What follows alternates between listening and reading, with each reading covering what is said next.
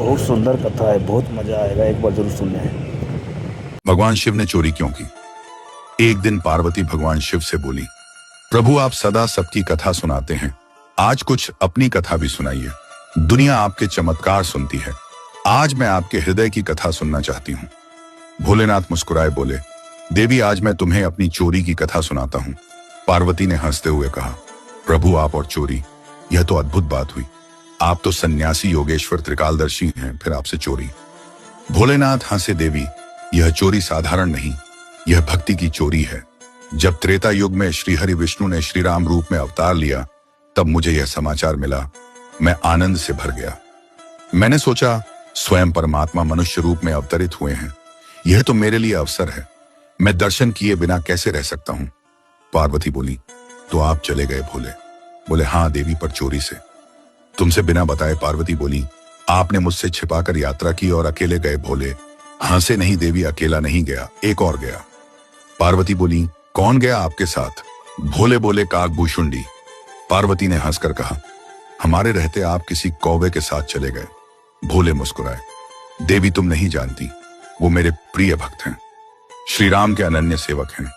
अब सुनो, मैंने कहा था कि काकभूषुंडी के साथ गया, पर यदि मैं कह देता काकभूषुंडी को लेकर गया तो अर्थ बदल जाता।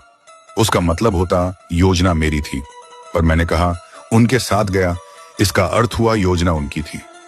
इस तरह दोष भी ना लगे और भक्ति का प्रेम भी बना रहे। पार्वती मुस्कुराई, प्रभु आप तो बड़ी गहराई से सोचते हैं। भोले बोले, देवी भक्ति में भी बुद्धि चाहिए, तभी प्रेम स्थिर रहता है। फिर बोले, हम दोनों मनुष्य रूप में अयोध्या पहुंचे।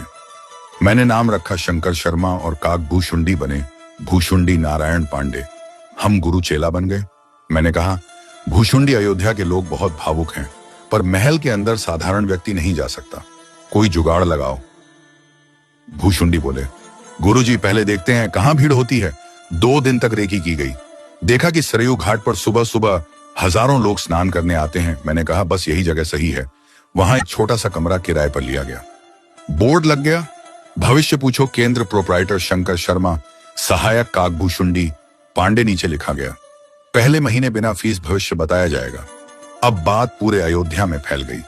लोग कहने लगे, एक नए बाबा आए हैं जो हाथ पकड़ते ही सब बता देते हैं। अब मैं क्या करता देवी, मैं तो त्रिकालदर्शी हूं, जब कोई भक्त हाथ देता तो तुरंत कह देता। आज तुम पराठा खाकर आए हो, कल तुम्हारा झगड़ा हुआ था, पर अब सब ठीक है। लोग दंग रह जाते, कुछ तो श्रद्धा से गिर पड़ते, कुछ कहने लगते बाबा तो साक्षात सिद्ध हैं। भीड़ बढ़ने लगी, रात में 12 बजे से लाइन लगने लगी। कोई चादर डालकर बैठ जाता, कोई दीप जलाकर मनोकामना मांगता। अब इतना नाम हुआ कि बात महारानी कौशल्या तक पहुंच गई। महारानी ने सेवक बुलाया, जाओ उन शंकर शर्मा जी को बुलाओ, मैं अपने लल्ला का भाग्य पूछना चाहती हूँ। सेवक दौड़े दौड़े आए, बोले, आप में से शंकर शर्मा कौन है? मैंने कहा, मैं हूं शंकर शर्मा और यह मेरा चेला भूषुंडी नारायण पांडे। सेवक बोले, महारानी ने बुलाया है। मैंने कहा, चलो अब अपने प्रभु के दर्शन करने जा रहा हूं। द्वार पर पहुंचे तो द्वारपाल ने रोका, एंट्री पास केवल आपके नाम का है, चेला बाहर रहेगा। मैंने कहा, कोई बात नहीं, मेरा चेला बाहर रहेगा, पोथी पत्रा संभालेगा। भूषुंडी बोले, बाबा अकेले चले जा रहे हैं। मैंने कहा, तू चिंता मत कर, मैं अंदर जाकर तेरा भी जुगाड़ कर दूंगा। अंदर पहुंचा, महारानी कौशल्या ने चरण पखारे, पूजा की आसन दिया। बोली, बाबा मेरे लल्ला का भाग्य देखिए। मैंने जैसे ही बालक रामलला को देखा, आंखें भर आईं, हृदय गदगद हो गया, मेरे शरीर से रोम खड़े हो गए। मैं बोला, अरे देवी, यह तो वही हैं जिनके दर्शन के लिए देवता तरसते हैं। तब याद आया, अरे मेरा भूषुंडी बाहर बैठा है, वो तो दर्शन से वंचित रह जाएगा। मैंने कहा, महारानी मेरा चेला बाहर है, पोथी उसी के पास है, जब तक वो नहीं आएगा मैं भाग्य नहीं देख सकता। महारानी ने कहा, उसे बुलवाओ। आदेश गया, भूषुंडी को भीतर बुलाया गया। भूषुंडी भीतर आया, मन में बोला, जय हो प्रभु, आपने काक को भी कृतार्थ कर दिया। महारानी कौशल्या ने रामलला को मेरी गोद में रखा। मैंने रामलला का दाहिना हाथ पकड़ा और रेखाएं देखने लगा। भूषुंडी सोचने लगा, गुरुजी तो अकेले आनंद ले रहे हैं, हमें भी कुछ करना चाहिए। वह बोला, महारानी हमारे गुरुजी हाथ की रेखा देखते हैं, हम पांव की रेखा के विशेषज्ञ हैं, क्या हम पांव देखें? कौशल्या बोली, देख लो। भूषुंडी ने बालक रामलला के दोनों पांव अपने हाथ में लिए और सिर पर रख लिए। आंसू गिरने लगे। मैं बोला, अरे हम गुरु होकर केवल हाथ पकड़ पाए और यह चेला तो हाथ और पांव दोनों पकड़ गया। यह तो हमसे भी आगे निकल गया। कैलाश पर यह सुनाते हुए मेरी आंखें भीग गईं। पार्वती भाव विभोर हो गई, बोली, प्रभु यह कैसी लीला थी। मैंने कहा, देवी मैंने उस दिन मां कौशल्या से कहा था, महारानी जब तक आपका लल्ला किसी बाबा के साथ अयोध्या से बाहर नहीं जाएगा तब तक आपके घर बहू नहीं आएगी। पार्वती मुस्कुराई, प्रभु आपने तो पहले ही भविष्यवाणी कर दी थी। मैंने कहा, हाँ देवी। फिर मैं दूसरी बार भी गया था दर्शन करने। जब लल्ला बड़े हो गए थे उस समय मैं मदारी बनकर गया था और हनुमान जी को साथ लिया था। मैंने मंद स्वर में गाना शुरू किया, बन के मदारी शिव जी अयोध्या चले, डमरू बजा के भोला नाचे, रे राम के जगोली मई निंदिया में काचे, रे कैलाश पर हर हर महादेव के नाद गूंजने लगे। फिर मैंने कहा, देवी जब महाराज दशरथ राज कर रहे थे तब जो भी उनके पास आया उन्होंने सबको दे दिया।